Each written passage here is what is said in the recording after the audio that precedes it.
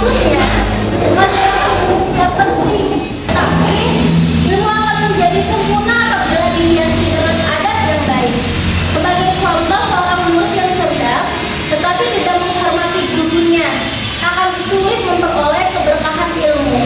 Sebaliknya, murid yang sopan, rendah hati, rajin menghormati guru seringkali mendapatkan kemudahan dalam memahami pelajaran serta memperoleh keberkahan dari ilmunya. Nah, begitu pula dalam kehidupan sehari-hari. Ketika kita berbicara kepada orang tua, kita harus menggunakan bahasa yang lembut.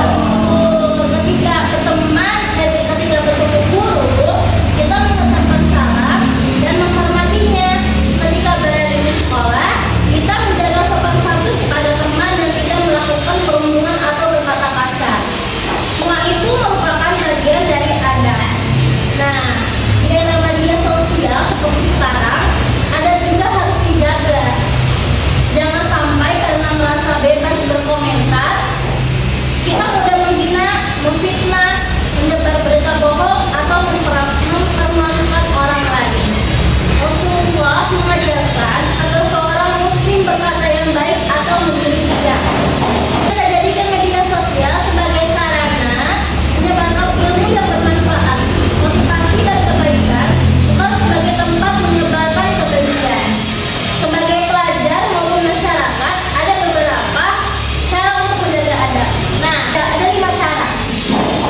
Yang pertama, menghormati kedua orang tua karena mereka yang membesarkan kita dengan penuh kasih sayang. Nah, yang kedua, menghormati guru karena guru adalah orang yang membimbing kita menuju ilmu dan masa depan yang lebih baik.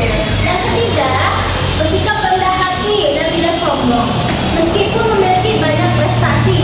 Yang keempat, menjaga tutur kata baik secara langsung maupun melalui media sosial.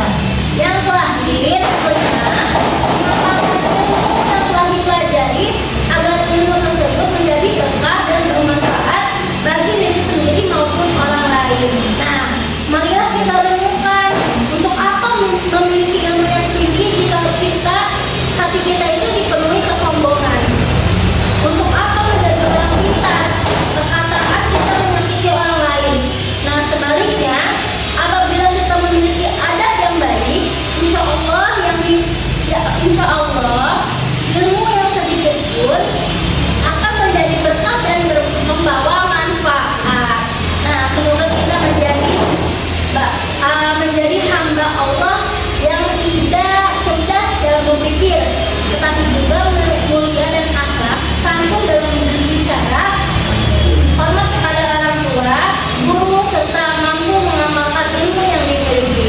Nah, cukup sekian, demikian selama yang saya dapat sampaikan. Semoga Allah menjadikan kita semua pribadi yang berilmu, beradab, yang berakhlak mulia. Untuk